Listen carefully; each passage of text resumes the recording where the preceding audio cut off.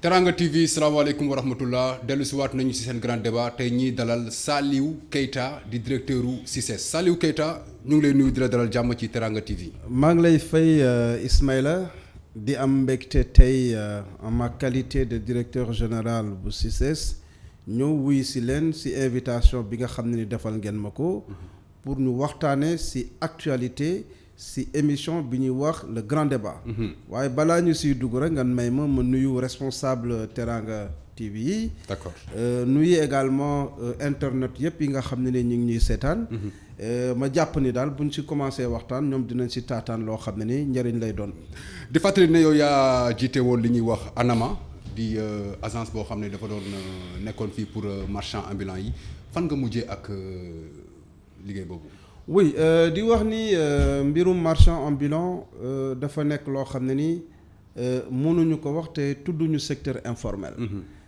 ndaxte l'économie du Sénégal li ko porté mooy le secteur informel jusqu'à hauteur de 97%. di remercier le chef de l'État le président Macky Sall bi nga xam ne ni jàppoon na ni Saliou Keita war nañ ko mën a teg foofu pour ma liggéeyal ko.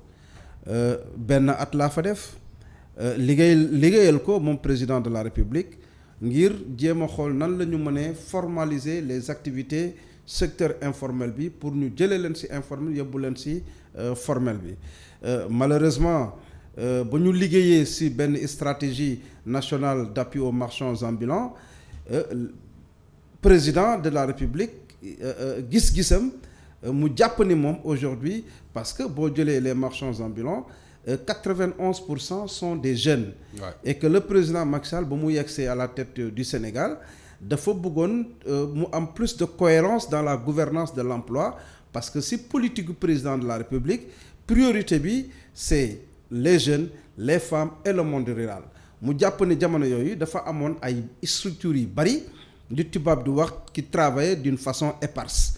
Donc président de la République mu bëggoon mu am plus de cohérence dans la gouvernance de l'emploi des jeunes mu dissoudre structure yi nga xam ne ñoo fi nekkoon créer benn structure bu bees mu ñuy wax ANPEJ agence nationale d'appui agence nationale pour la promotion de l'emploi des jeunes mu yóbbu ma foofu comme secrétaire général.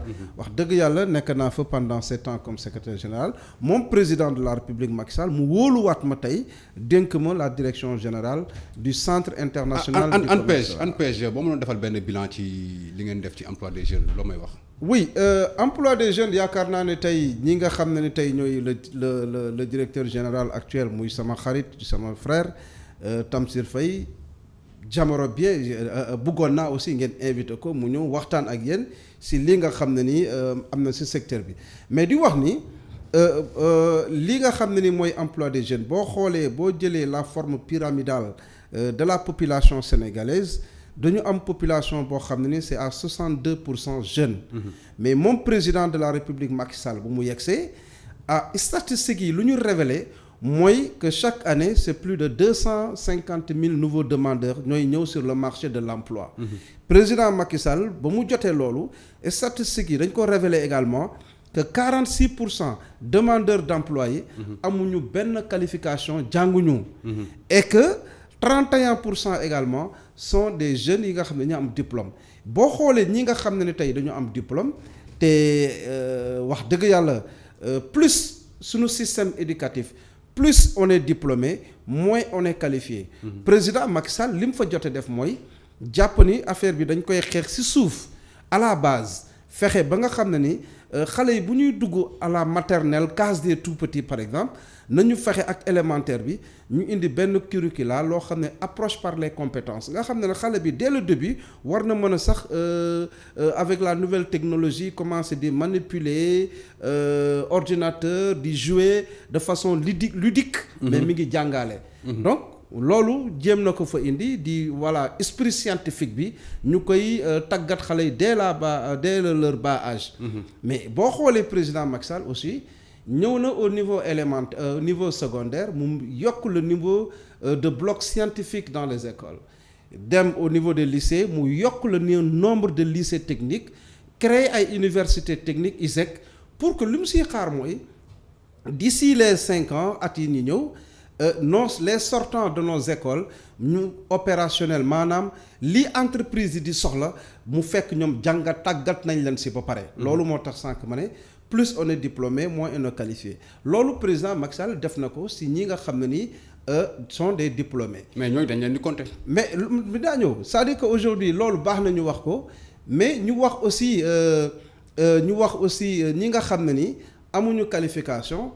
te war nañ leen gunge ndaxte l'article 25 de la constitution du Sénégal dafa jàpp ni état dafa war a créer les conditions pour insérer les demandeurs d'emploi sur marché bi le marché du travail mais c'est le secteur privé ñoo war a créer emploi léegi président Macky Sall indi na lu ñuy wax la convention nationale état employeur bi nga xam ne ni l'état du Sénégal mën na jël ñi nga xam ne dañu jàng yóbbu leen en entreprise ñu def alternance di jàng di ñëw et cetera moyennant maintenant li ñu leen war a jox genre stage quoi. très bien comme genre stage yi nag bëri na façon. donc mais si biir stage boobu rémunération bi état bi dafay jël 70% entreprise bi porter les 30%. mais président de la République xool na également que ñi nga xam ne ni amuñu qualification mais c'est des jeunes yoo xam ne ni war nañu accompagner l'émergence de ce pays naka lañ ko war a defee tey y a ce qu'on appelle les travaux à haute intensité de main-d'œuvre. président Macky Sall ba mu ñëwee avec le plan Sénégal émergent indi na de grands projets de grands programmes yi nga xam ne ni day tax Sénégal quand même décoller économiquement et créer des infrastructures et cetera mais ñi nga xam ne ay ndaw lañu te jànguñu dañ leen di yóbbu ci programme yooyu ñuy liggéey ñu leen di tàggat. ça c'est là day yokk seen qualification parce que laajul ñu jàng juste assurer main d'œuvre mais bu ñuy assurer main d'œuvre boobu ñu ngi yokk seen qualification te loolu après les programmes là am na ñu lu mën a def te président également créé na ay centres d'incubation tey boo demee ci région yu mel ni par exemple je prends un exemple Linguère bi nga xam ne ñëpp xam nañ foofu càmm moo fa am mu créé benn centre d'incubation transformation des produits laitiers te loolu aussi avec le lait il y a plusieurs produits dérivés yi nga xam ne mën nañ ko am ci lait. président yemul ci loolu da ngay dem ci yeneen région yu mel ni Mbour ñu am benn centre d'incubation lu ay produits transformation de produits halieutiques. donc boo xoolee daal li ma mën a wax mooy wax nga ni ñooñu dañ leen di compter oui dañ leen di compter parce que wax naa ni sur le marché de l'emploi li fi président Macky Sall fekk mooy 250 000 nouveaux demandeurs mais offre bi dépassé wul 60 000 loolu moo tax président Macky Sall tey mii def ce qu'on appelle l'entrepreneuriat la promotion de l'entrepreneuriat président Macky Sall dafa comprendre loolu loo tax mu indi la DER la délégation pour l'emploi rapide bi nga xam ne DER dafay def la promotion de l'entrepreneuriat rapidement la ñu former les jeunes rapidement nañ leen financer te loolu day wone encore président cofeel bu mu am à la jeunesse sénégalaise. mais jeunesse bi gisul loolu. oui jeunesse bi mënu ko gis c'est-à-dire que li ma la wax mooy war na ko mën a gis parce que nee naa la ni li nga xam ne mooy ñëw sur en tant que demandeur d'emploi. ak possibilité yu am bariwul loolu tax président mu ñëw indi renforcement capacité des jeunes indi entrepreneuriat parce que entrepreneuriat képp ku ñu financé mën nga jël xëcc yeneen 3 jeunes ngeen ànd ngeen liggéey ngeen nekk 4. mais loolu aussi. président Macky Sall du tey la ñëw si mi ngi soog a ñëw si bopp réew mi c'est 8 ans. ah non mais di wax kii di jeexal nga naan non dañuy waxtaan nga xam nga tey Saliou kii mu ngi si fin de mandat. non parce que bon mi ngi tey jii le président Macky Sall sénégalais yi voté nañ ko à 58%. mandat bi li ma si mën a wax mooy 5 ans la ñu voté 2 ans la ñu def des na 3 ans. 3 ans moo ko desee mais 3 ans nekk na 3 ans loo xam ne war nañu former un master dans ce pays donc loolu je pense que. boobu fekk na ay jeunes yu bëri yor seen diplôme. waaw di wax ni loolu du débat bi c'est-à-dire que aujourd'hui la crise de l'emploi du Sénégal kese foo mënta dem. crise de l'emploi am na lii am solo mooy président Macky Sall fan la fekk mbir mi fan la ko indi tey ak fan la ko bëgg a yóbbu loolu moo tax tey boo xoolee la formation professionnelle tey ci biir Sénégal président Macky Sall lu mu def ci formation professionnelle amul benn président de la République bu ko def ci réew mi fii tey. loolu yéen rek ko sañ a wax de. Oui te loolu te kenn du ko weddi. loolu yéen rek ko sañ a wax te kenn du ko weddi ci réew mi parce que kenn du ko weddi. boo demee ba xool ni tey jeunes yëpp dañuy bëgg dem di jaay. y a problème ñi yor seen diplôme sax dem di jaay ay ndox ak yéen xamul donc là y a problème vraiment. non xam nga moom laa lay wax nii c'est-à-dire que tey le président l'indépendance du Sénégal date de 1960 le président Macky Sall ba muy ñëw en 2012 loolu laa la wax ni tey oui on reconnaît tey boo demee y a des diplômés yoo xam ne tey ñu ngi ci secteur informel bi ñooñu ils sont allés dans le secteur informel par accident mais président Macky Sall ak xarañam mi ngi jéem a xool indi ay politique ay instruments yu bees pour récupérer ces jeunes là teg leen fi ñu la war a teg man mii di wax ak yow tey gis na ay marchands ambulants yoo xam ne c'est des bacheliers mais DER jàppale na leen tey ils sont dans la vallée du riz. xanaa jeune APR ici la. non pourquoi jeune APR c'est-à-dire qu'aujourd'hui c'est ça le problème non je ne suis pas d'accord avec vous parce que xam nga ku nekk booy wax da ngay wax sa diggante ak yàlla moi au niveau de l'ANPEJ ba ma fay nekk kat. on a financé des jeunes yoo xam ne xamuñu leen mais tey boo leen bëggee taxaw di wax ni bu ñu financé c'est des jeunes APR mais ces jeunes APR là sont pas des Gambiens du ñu ay Gambiens du ñu ay Nigériens ay Sénégalais lañu remplir nañu les critères. mais ngeen boole leen ak ñëpp rek. waaw mais c'est-à-dire que xam nga tey. c'est mieux il faut pas que les gens en parlant de ça aussi yaa ngi may wax les jeunes yu bëri dañuy jaay ci secteur informel bi lañu nekk mais secteur informel bi ñu si bëri si ñoom guddi la ñuy liggéey te boo leen tegee état d'urgence bi nga xam ne tey la ko président bi soog a promulgué muy article 69 bi. xam nga l'article 69 du 29 avril 1969 dafa nekk loi boo xam ne ni du guleet ci réew mi yàgg na fi am. dëgg la mais tey le président Macky Sall jàpp na ni war nañu modifier cette loi là élargir ko ak ci catastrophes naturelles yi sanitaires et cetera loolu tey mooy tax lal xam nga tey gouverner c'est prévoir. Gouverner c'est prévoir tey muy Sénégal muy France muy.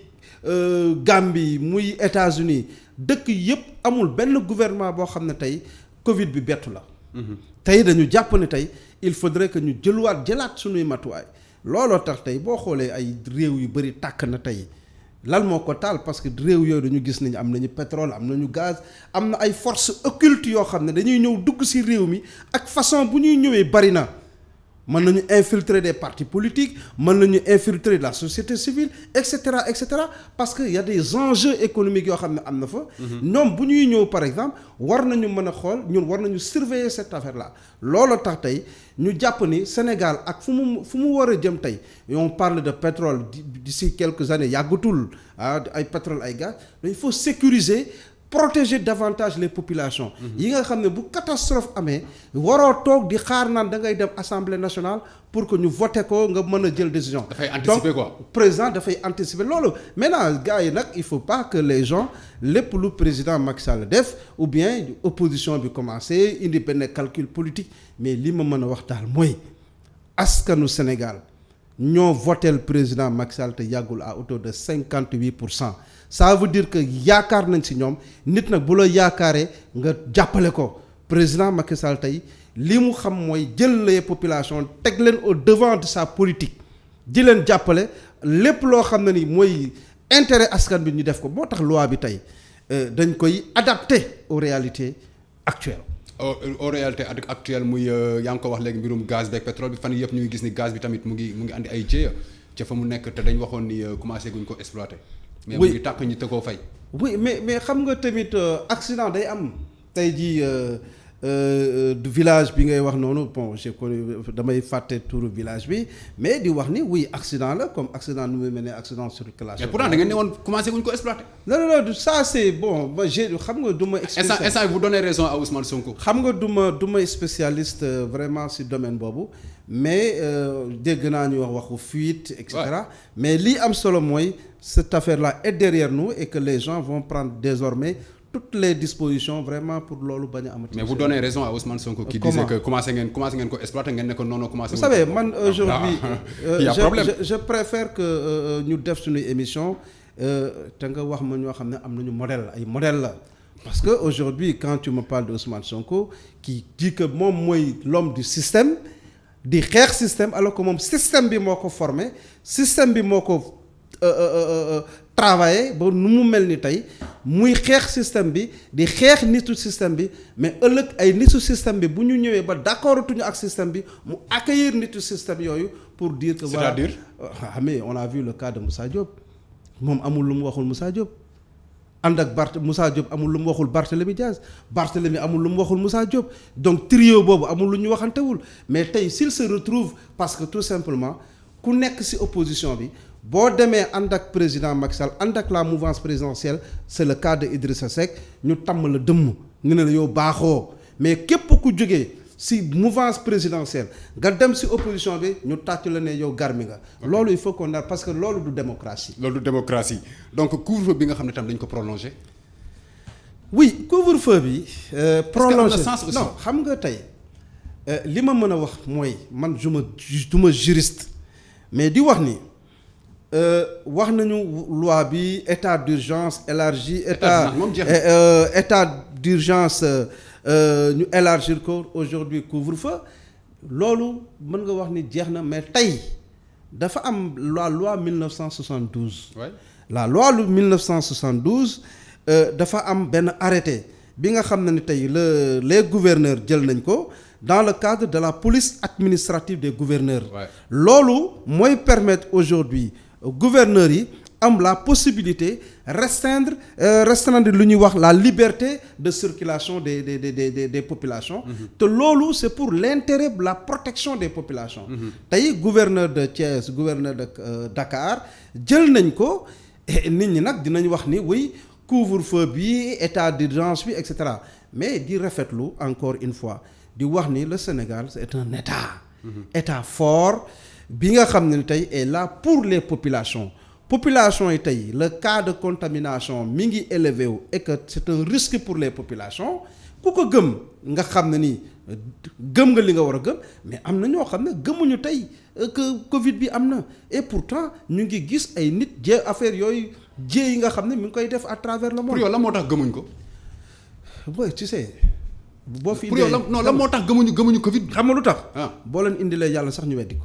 Non pour lan nga wax loolu. est-ce parce que noonu lañ est-ce que du ci politiciens yi aussi léegi. mais comment parce que les politiciens dafa bëri li ñuy wax gauche après dem droite. mais c'est le cas d'Ousmane Sonko bi nga may tudd. mais c'est le cas de vous aussi. mais comment vous êtes tous des politiciens. mais comment. si en c'est tout cas tey man Saliou Keita bi lay wax xam nga tey damay rafetlu yéen journalistes yi tey li ngeen di wax VAR. tegal ma VAR. parce que xam nga Covid boo xam ne. yow li ñuy wax certes man damay faral di wax fii ne Covid bi am na même ñu ko gëmul dama naan leen bu leen ko ñàkk gëm parce que am na parce que dama gis ñi mu dal. mais Sénégalais yi ba dañ naan la cas nangam fii mais comme ni ko sëriñ bi waxee xalif général des Tidianes.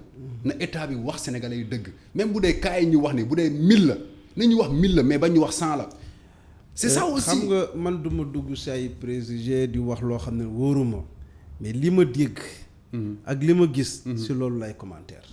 jàpp nga ni am na. jàpp naa ne kon yow bu vaccin ñëwee di nga vacciné wu. may njëkk a vacciné wu. ndax lan. parce que loolu laa gëm. tey jii tuberculose bu ñu ko waxee. vaccin la ñuy wax. d'accord bu ñu waxee yeneen épidémie vaccin la ñuy wax. pour yow lan moo tax sénégalais yu bëri bañ vaccin bi. non parce que y a des sénégalais yoo xam ne ni tey ñu ngi ci rajo yi waruñu wax ñu ngi ci télé yi waruñu dem télé di wax loo xam ne gëmuñu ko di wax loo xam ne pour tas société bi. loolu rek moo leen tax est-ce que ñoom dañoo gëstu. gëstuwuñu dara parce que fii tey c'est dommage ñi nga xam ne tey dañu war a toog seetaan télé wala toog bañ a dem ci rajo yi ñoom ñooy dem ci rajo yi di wax rek.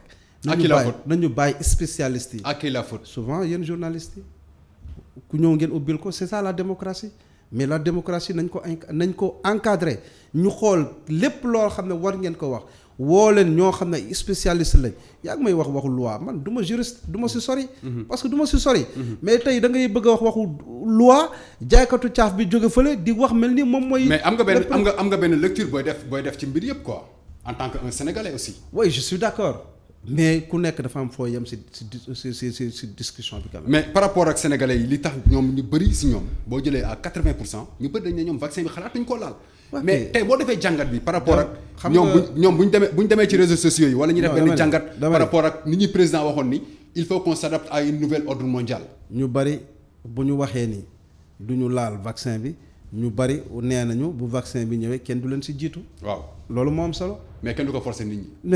mais jarul forcer mais lu tax ñu koy forcer nit ñi l'essentiel mooy l'état li mu war a def na ko def. d'accord c'est tout xam nga luy bon ñu ne ëllëg way ñu ne l'état protégé wul kenn. ren CICES ubbiwul ay buntam ban impact la leen def.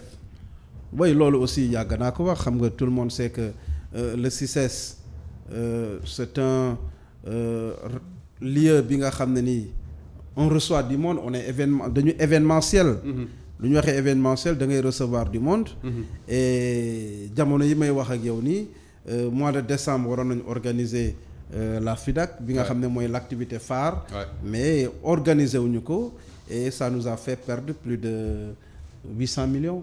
800 millions mais am na yeneen activité président bi appuyé na. y a d'autres activités aujourd'hui bon président li mu war a def ak CICES mi ngi koy def oui sur suñu budget oui mais tey CICES aujourd'hui mooy structure état bi nga xam ne moom rek moo nekk ci événementiel nga xam ne ni tey on est frappé par la Covid mais malheureusement on n'a pas reçu quand même de fonds Covid. J'espère que génnewoo fa kenn ci jeunes yi doon liggéey. non bon franchement situation bi ma fekk CICES métti na moo tax on a serré la ceinture ànd ak équipe bi ma fa fekk di leen saluer au passage parce que quand même équipe bi ma fekk équipe bu baax la ñu ngi ànd ak man ñu ngi vraiment relever ñu ngi takk suñuy ceinture quand même pour jéem a relever quand même les grands défis qui sont là-bas mais ba waxtu bi ma wax ak yow ça fait 5 mois maa ngi fa salaire tardewul te wàññiwuñu kenn. dina rappeler ni Saliou Keita la ñuy dalal mooy njiitalu CICES bi nga xam ne mooy FIDAK fi ñu doon organiser chaque année li ñuy wax foire bi mais ren ak Covid bi amul donc ñu doon waxtaanee ci actualité politique beeg emploi des jeunes bi et tout emploi des jeunes bi moom surtout lu ñu soxal la parce que jeunes yu bëri ñu ngi toog di xaar boobu ak léegi mais France daal di xëdën Saliou Keita lan ngay tàggatoo ak askanu Sénégal. oui di wax ni am nañu mbégte encore une fois ñëw wuyu si leen si émission bi et di wax rek encore sénégalais yi nañu bàyyi les débats de bas étage. looy tuddee bas étage. ay débats inutiles amul solo xam nga li am solo mooy nañu xool li nga xam ne moo mën a jëmale Sénégal kanam lépp lu ñu war a waxtaane te xamoo si dara nga noppi nga bañ ci wax. mais lépp loo xam ne ni xam nga ko dara ñoom spécialiste yi lu mel ni crise sanitaire na spécialiste yi wax droit bi bu jotee nañ ko wax te ñu bañ a far parloo ñu wax rek ak sunu aqulay taala di wax ngir Sénégal te loolu buñ ko defee Sénégal jëm kanam. defe naa ni bu politicien tam yëpp soppeekoo rek ci di wax sénégalais li nga xam ne moo nekk rek sénégalais yi su boobaa ñoom tam dinañ adapté ci lépp loo leen mënti wax même ci ñi nekk ci affaire sanitaire bi wax dëgg te yàlla tax am na solo ñu ngi koy gërëm di ko sant moom Saliou Keita di gërëm suñu technicien yëpp di leen wax ba beneen yoon incha allah asalaamaaleykum. waaleykum salaam.